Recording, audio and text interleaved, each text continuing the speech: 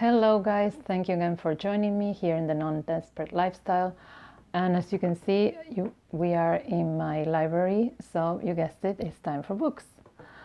I hope you find these book recommendations at least kind of intriguing so that you can go and investigate yourself.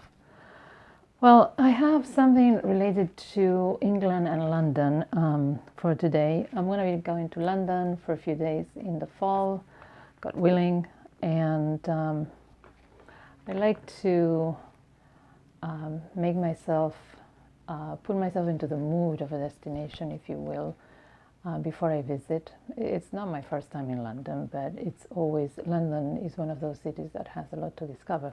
So the first one is this one, Chronicles of Old London.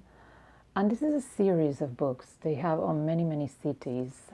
This one I found very, very enlightening because it just goes through the history of London from like 60 after death with Boudica and the Roman Revolt, the coronation of William the Conqueror, the murder of Thomas Becket, and all the way, into the Sex Pistols and the marriage of William and Catherine, which is the last chapter, 30 chapters. And then at the end, it has some maps and some suggested walks, which you can follow or, just, use as a guide. But it's very insightful, and it takes you through London, through, the different centuries of London as such, and very, very insightful to put you in the mood of the trip. On that same thing of going through London, and I always read something about her when it's July or comes the time of her birthday. Diana's Secret London. There's a little book that, again, I thought it was just going to be some suggested walks, because that's what it says here. And, it presents walk 1, and then it gives you the time of how long it's going to take, map. And, there are some pictures, some very endearing pictures of her,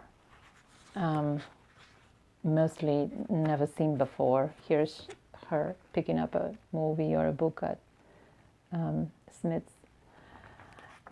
But not only it suggests places where she was at one point or another, or she used to frequent, but it tells you the story behind them, as to why she used to frequent them or what happened there. It's a sort of mini biography, but with maps and with the actual places of where events took place. This is her in an argument with photographers. So on that point is quite insightful. And because this is a British book, you cannot find it here. I ordered it through Amazon, I think. And although it's a paperback, it's not published. It wasn't published here in the US. You would have to get it through import, basically. The journalistic style, it's very, it's very direct, but at the same time it's polished. I really enjoy the writing. So this one, if you want to retrace Diana's steps or visit some of the places she liked to visit or where she at some point in her life was, highly recommend it. And now we're going back in time a little bit, and this one is a hardcover, but I don't, because I bought it used, doesn't have the dust jacket. This is here we go. a biography by Alison Weir of one of the most powerful women in history, which is Eleanor of Aquitaine. And Eleanor of Aquitaine was what we would obviously categorize today as French. She was at some point Queen of France, then Queen of England. She was a very rich and powerful woman in her own right. She was a Duchess of Aquitaine. This was at the time of the Crusades, okay? She herself went on a crusade, the Second Crusade, with her then husband, which was King Louis VII of France. She is the mother of 10 children, or she was the mother of 10 children, among them Richard the Lionheart, who also went on a crusade. And Richard actually went on the Third Crusade. And it's an interesting biography, and I wanted to read it first of all because I've always been intrigued by her, and second of all because it's a connection. She to me represents the connection between France and England, and I'm going to be going to those two countries, among others, in the fall. And again, she had a very, very full life. She lived in the 1100s, the 1050s to actually about the 1100s, okay? And 1150 to 1204, I think, something like that.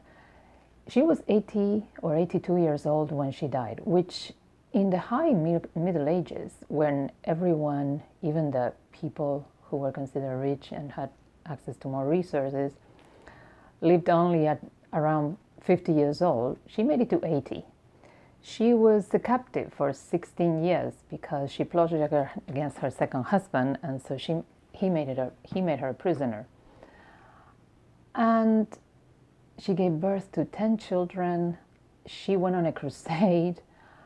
She definitely was a very, very strong woman. Now, as far as how rightful or righteous she was, I cannot say. The biography also, what makes me think is that not much is known about her, because there is a lot here about Henry II of England, who was her second husband. But there's not as much input on her. It's basically at times his story, although the book is about Eleanor of Aquitaine. So, and even here the author says it at times, more than once, that documents are, not kept, or there's no documentation of a particular meeting or a particular event. So, because the history here is so old, not a lot of her is known.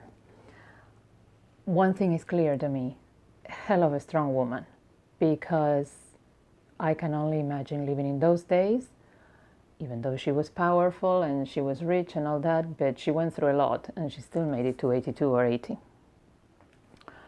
So quite an inspirational biography from that point, and also a book that lets you know the history of how pretty much why the rivalries between England and France that goes to today, and I think will always be.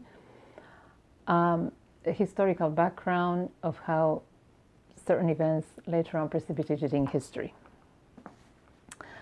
And the last one, it's in French, and it's a novel. It's ce qui, préférément, on le parle en français, un peu avec mes limitations de cette langue. La vérité sur l'affaire Harry Quebert de Joël Dicker. C'est un écrivain, c'est un Suisse écrivain. Et c'est un polar qui c'est ici aux États-Unis, à l'État de New Hampshire, mais l'original est écrit en français. Et pour pratiquer le français, le langage, le terme, les mots sont très faciles, pas compliqués, très lourd le livre, mais très intéressant, très amusant partout. C'est l'histoire d'une jeune fille de 15 ans qui s'appelle Nola Kellergan et de Harry Kever, qui est un écrivain. Et ils s'aiment de fou partout, beaucoup, ils s'aiment beaucoup. Mais il y a des questions de la différence de l'âge et que Harry n'est pas convaincu que c'est une bonne idée d'aimer cette trop jeune fille. L'écrivain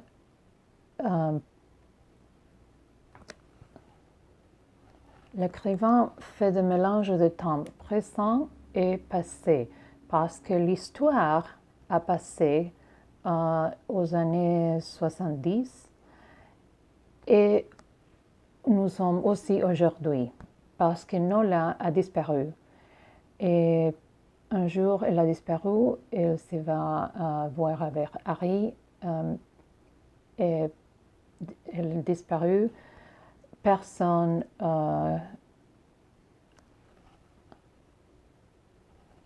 ne sait où elle était. 15 ans, 20 ans passent et un jour, la police trouve le ossement d'une jeune fille dans le jardin d'Harry. Et elle est accusée de la tuer. Mais Harry a un ami écrivain qui s'appelle Marcus et il écrit un livre, la vérité, ce livre, pour exonérer Harry de la mort de Nola. So, c'est comme une écriture d'une assassination, je ne sais pas, une histoire sur une histoire. Et il est très amusant. Je recommande spécialement pour pratiquer votre français. As you can see, my French is not very, very fluent, but I can manage a little bit. And I was able to manage the whole book without barely looking words in the dictionary. And as you can see, okay?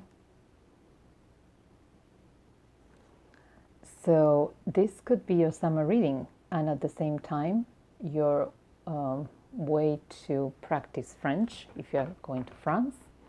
You can get it in English as well, but try it in French if you can manage some, because I think you will understand it. So that's it for now, and I hope you find this video somewhat interesting, and subscribe and like if you did so, find it interesting, and I will see you in my next video. Bye.